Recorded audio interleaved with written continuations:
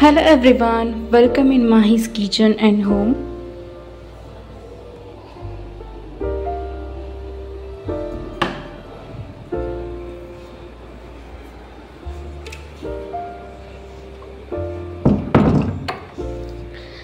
तर म्हणजे तुम्ही असं म्हणताल की काही सारखं हिचं हॉलचा लुक शेअर करत असते आणि म्हणजे क्लीनिंग टिप्स देत असते.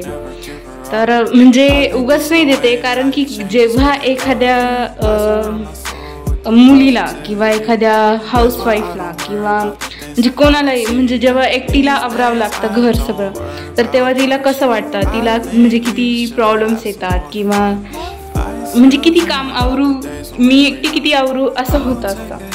तर त्याकरता मी म्हणजे काही टिप्स पण देत असते. आणि असं नाही की घर म्हणजे फक्त बायकांनीच आवरायचं, बाकीच्यांनी पसारा घालायचा, असं कधीच करू नये. मला तर तसं बिलकुल आवडत नाही. तर आता मी म्हणजे माझं जे आजचा व्हिडिओ आहे तो स्टार्ट करते. Welcome once again.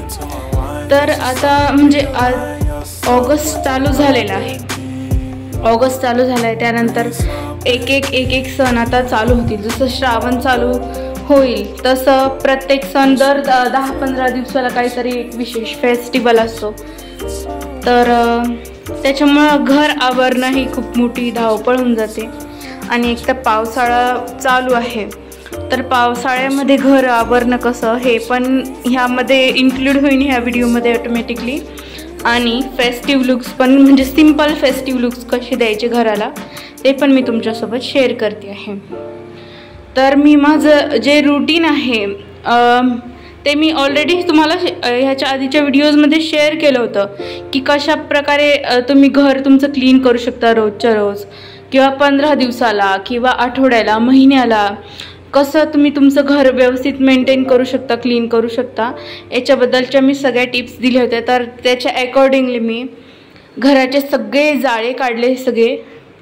सगळ्यात पहिले सगळं घर झटकून काढलं एकदम. सगळे सोफे, त्याच्या खालचं म्हणजे आम्ही बिलकुल खाली काहीच ठेवत नाही ह्याच्या, एकदम म्हणजे मोकळं असतं, काहीच सामान आम्ही ह्याच्या खाली ठेवत नाही.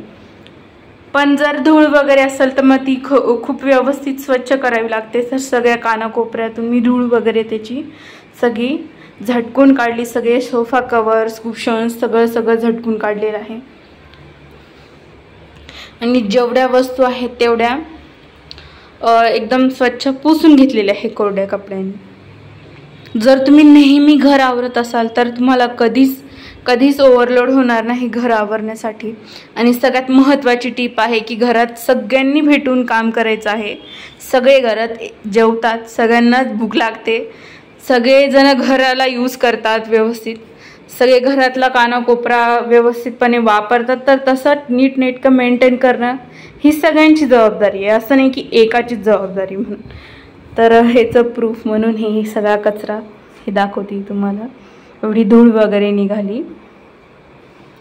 जर तुम्ही नेहमी आवरत असाल तर तुम्हाला बिलकुल पण तुम्हाला ओव्हरलोड होणार नाही. कोणता सण असो, मग ती दिवाळी ऐन 10-15 दिवसावर जरी आली तरी तुम्हाला प्रॉब्लेम होणार नाही, जर तुम्ही कंटिन्यू घर व्यवस्थित आवरत असाल तर रोजच्या रोज. बाहेर तुम्ही रांगोळी बघितली होती, तर माझी आई दररोज रांगोळी काढते. ती स्वतः सगळं बाहेरचं व्यवस्थित क्लीन करते. एकदम सकाळी 6-7 वाजता सगळं आवरून जॉबला पण जाते ती. तर एवढं सगळं व्यवस्थित मेंटेन करते माझी आई. त्याच्यामुळं आम्हाला पण सगळ्यांना सवय लागलेली की घर व्यवस्थित ठेवायचं. तर अशा प्रकारे एकदम सिंपल लुक आहे, तर मी तो तुमच्यासोबत शेअर करते.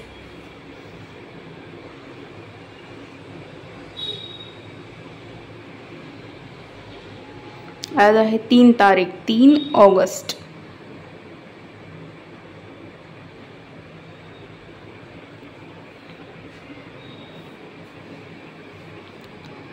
पावसाळ्यामध्ये एक प्रॉब्लेम म्हणजे मला जाणवला की तुम्ही जरी घर आवरलेलं असेल ना तरी पण म्हणजे बारीक किडे जमा होतात एखाद्या कोपऱ्यात किंवा कुठेही, आणि थोडंसं जाळं वगैरे तयार होतं. तर मग ते स्वच्छता करावंच लागतं. मी काहीच करणार नव्हते, पण मी तरी पण सगळं काही व्यवस्थित क्लीन करून घेतलं. तर अशा प्रकारे हॉल व्यवस्थित क्लीन केलेला आहे आणि हा जो कचरा दिसतोय तो मी उचलणारच आहे. Thank you for watching. आणखीन एक व्हिडिओ काढते आहे यासाठी की म्हणजे खरं पण जेव्हा एखादी व्यक्ती घर आवरते तर ते आवरण्याच्या मूडमध्ये असते, कधी कधी बळजबरीने घर आवरावं लागतं. मग तेव्हा काय, मग तेव्हा तुम्ही तुमच्या आवडीचे सॉंग्स लावू शकता, तुम्हाला जे आवडतात ते व्हिडिओज लावू शकता, इन्स्ट्रुमेंटल म्युझिक ऐकू शकता.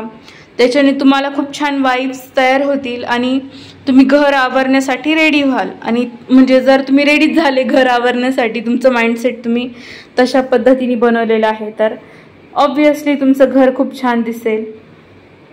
तर ही खूप इम्पॉर्टंट टिप होती. Thank you for watching.